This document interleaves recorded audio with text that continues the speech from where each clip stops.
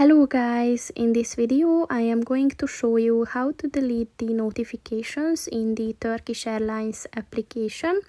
But first I just want to mention, don't forget to subscribe to my channel, because at 10,000 subscribers I am going to show you my whole YouTube revenue statistics and growth strategy, as well as how to make money online.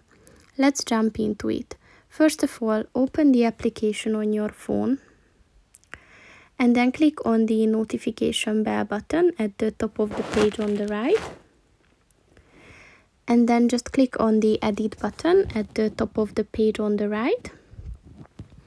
And then just click on the white circle next to the notifications that you want to delete.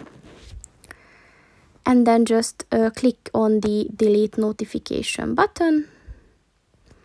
And as you can see, the selected notifications are deleted. So that's pretty much it for this video, guys. See you in the next one. Goodbye.